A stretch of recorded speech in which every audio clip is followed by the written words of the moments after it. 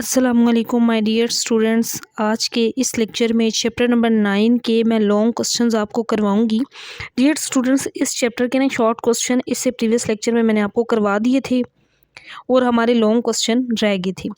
आज के इस लेक्चर में हम इस चैप्टर नंबर 9 के कंप्लीट लॉन्ग क्वेश्चंस करेंगे। तमाम तरह आंसर्स बुक पे लगवा दूंगी और साथ साथ आपको इंपॉर्टेंट भी बता दूंगी कि इस चैप्टर में से इंपॉर्टेंट क्वेश्चन कौन से हैं। तो पहला क्वेश्चन ये है हमारे पास। अच्छा डियर स्टूडेंट्स, क्वेश्चन स्टार्ट करने से पहले एक इंपॉर्टेंट इन्फॉर्मेशन छोटी सी आपके लिए ज़रूरी है आपको बतानी। बायो के अलावा फ़िज़िक्स के तमाम चैप्टर्स के न्यूमेरिकल्स मैंने सेपरेट फ़िज़िक्स की प्लेलिस्ट बना के सेपरेट चैनल पे अपलोड की हुई है, उसको आप देख सकते हैं। मैथ के लेक्चर्स अवेलेबल हैं, केमिस्ट्री के लेक्चर्स अवेलेबल हैं, फिज़िक्स की तमाम चैप्टर्स की exercises topic wise lecture series available है। इस्लामियात की हम पूरी बुक कर चुके हैं, उर्दू की पूरी बुक कर चुके हैं, इंग्लिश तमाम सब्जेक्ट्स के लेक्चर्स अवेलेबल हैं, तो आप उससे भी फ़ायदा उठा सकते हैं। इसके लिए आपने करना है चैनल को सब्सक्राइब और वीडियो को लाइक। इंशाल्लाह सब्सक्राइब का फ़ायदा ये होगा कि जो भी नई वीडियो आएगी उसका नोटिफिकेशन सबसे पहले आप तक पहुँच जाएगा। तो पहला क्वेश्चन ये है, describe the events involve in the opening and closing of stomata. पौधों में स्टोमेटा के खुलने और बंद होने में शामिल होने वाले तमाम मराहिल को बयान करें। इसके आंसर के लिए आना है आपने पेज नंबर 139 पर। तो डियर स्टूडेंट्स, पेज 139 पे ये टॉपिक है, mechanism of the opening and closing of stomata. तो इस टॉपिक को आप करेंगे यहाँ से इस पेज 139 पर और फिर नेक्स्ट पेज पर। तो नेक्स्ट पेज पर ये 3 लाइंस हैं, ये आपने करनी है। यहाँ तक स्टूडेंट्स आपने इस पहले लॉन्ग क्वेश्चन का आंसर करना है। इसके बाद देखिए नेक्स्ट हमारे पास दूसरा लॉन्ग क्वेश्चन है, explain the internal structure of root and describe the uptake of salt and water by root. जड़ की अंदरूनी साख्त पूछी गई है, इंटरनल स्ट्रक्चर किसकी? रूट की, यानी कि जड़ की। और वजाहत करें कि the uptake of salt and water by root, यानी कि जड़ के ज़रिए पानी और नमकियात कैसे जज्ब होते हैं, ये पूछा गया है। इसके आंसर के लिए आना है आपने पेज नंबर 137 पर। तो माय डियर स्टूडेंट्स, इस दूसरे क्वेश्चन का आंसर देखें। ये टॉपिक है internal structure of root and uptake of water and salts. तो ये पूछा गया था क्वेश्चन के अंदर। दूसरे लॉन्ग का आंसर आप यहाँ से स्टार्ट करेंगे। Root are the organs which absorb water. यहाँ से आपने लिखना है इस पेज पर यहाँ तक, एपिडर्मिस तक, कॉर्टेक्स से पहले पहले तक आपने इस दूसरे लॉन्ग क्वेश्चन का आंसर करना है। पेज नंबर 137 पर है ये आंसर। इसके बाद देखिए नेक्स्ट हमारे पास तीसरा क्वेश्चन है, इंपॉर्टेंट, वेरी इंपॉर्टेंट क्वेश्चन है। Describe temperature, wind and humidity as a factors affecting the rate of transpiration. अब इस क्वेश्चन के अंदर ये कहा गया है कि पौधों में पानी, नमकियात, इसमें पूछा गया है, सो टेम्परेचर का इफेक्ट पूछा गया है, हवा का, विंड का एंड नमी, ह्यूमिडिटी होती है, इन अवामिल का ये किस तरह ट्रांसपायरेशन की रफ्तार को मुतासर करते हैं, ये पूछा गया है। इसके आंसर के लिए आना है आपने पेज नंबर 140। अब 3 चीज़ें पूछी गई हैं, टेम्परेचर, विंड और ह्यूमिडिटी। इन तीनों के इफेक्ट पूछे गए हैं ट्रांसपायरेशन पर।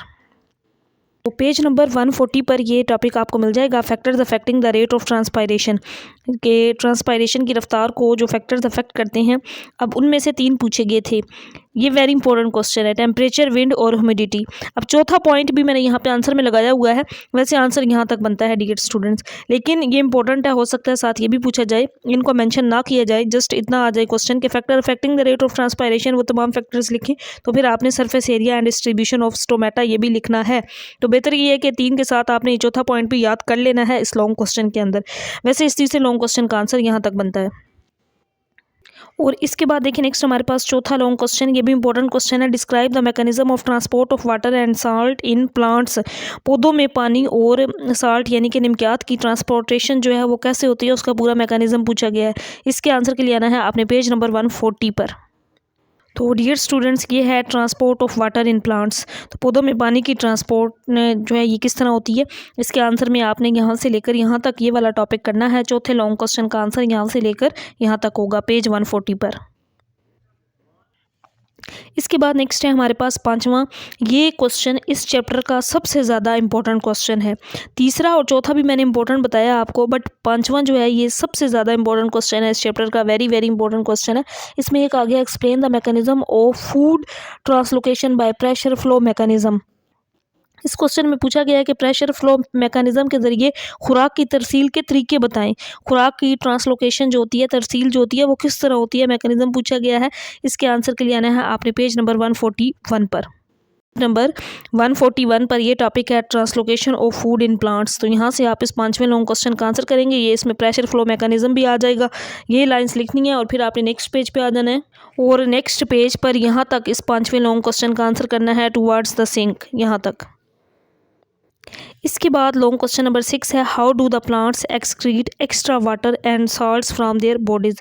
पौधे अपने जिस्म से एक्स्ट्रा जो पानी और नमकियात होते हैं उनको किस तरह निकालते हैं। एक्सक्रीट होता है खारिज करना, कैसे खारिज करते हैं। इसके आंसर के लिए आना है आपने पेज नंबर 144 पर। तो डियर स्टूडेंट्स पेज 144 पर छठे लॉन्ग क्वेश्चन का आंसर आपने यहाँ से करना है excretion of extra water. 6 long का आंसर यहाँ से। अब ये 2 तरीके हैं जिसके ज़रिए पौधे अपने अंदर से एक्स्ट्रा वाटर को रिमूव करते हैं, एक ट्रांसपायरेशन और दूसरा नेक्स्ट पेज पे है गुटेशन। तो यहाँ तक आपने इस छठे लॉन्ग क्वेश्चन का आंसर करना है। सॉल्ट और वाटर की रिमूव होता है यानी कि अपने अंदर से निकालना, एक्सक्रीट करना पौधों का, तो उसमें आपने ट्रांसपायरेशन और गुटेशन यहाँ तक इस दूसरे लॉन्ग क्वेश्चन का आंसर कर लेना है। और इसके बाद है हमारे पास 7वां long question describe the process of gaseous exchange in plants. पौधों में गैस किस तरह एक्सचेंज होती है, गैसी तबादले किस तरह होते हैं, इस अमल को बयान करें, यानी कि पूछा गया है। इसके आंसर के लिए आ रहा है अपने पेज नंबर 143 पर। तो डियर स्टूडेंट्स पेज 143 पे ये टॉपिक है process of gaseous exchange in plants, the gaseous exchange between body and the environment. यहाँ से आपने 7वें लॉन्ग क्वेश्चन का आंसर करना है और इस पेज की यहाँ तक, इस लाइन तक, एनवायरनमेंट तक, यहाँ तक इस 7वें लॉन्ग क्वेश्चन का आंसर है पेज 143 पर। और इसके बाद नेक्स्ट है हमारे पास 8वां long question describe the mechanism adaptation in plants for excretion of wastage.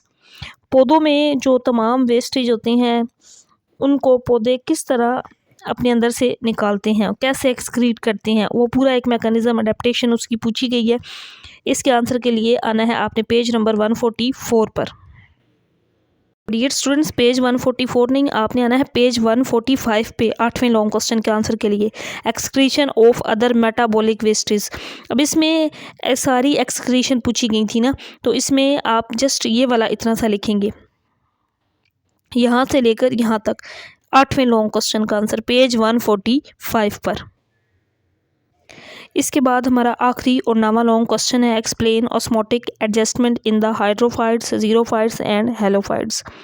हवा वाले दिन पौधे में क्या एक नमदार दिन का यानी कि आप मुकाबला करें इस चीज़ को। अच्छा, ये जो क्वेश्चन है बेसिकली ये पौधों के बारे में है। हाइड्रोफाइट्स है, जीरोफाइट्स है, हेलोफाइट्स है, उनमें जो ऑस्मोनिक जो होती हैं ना, ऑस्मोटिक एडजस्टमेंट वो किस तरह से होती हैं ये पूछी गई हैं। अच्छा, ये वाला हम पहले शॉर्ट क्वेश्चन कर चुके हैं, हम डिफरेंस पढ़ चुके हैं ट्रांसपायरेशन और गुटेशन का, हाइड्रोफाइट्स हेलोफाइट्स का और हाइड्रोफाइट्स का जीरोफाइट के साथ। ये सारी चीज़ें ना मैंने वहाँ पे उर्दू में प्रॉपर एक्सप्लेन करके आपको बताई हुई हैं। जैसे मैंने आपको बताया था हाइड्रोफाइट्स सराई पौधे होते हैं, जीरोफाइट्स जो नमकियात वगैरह में रहती हैं।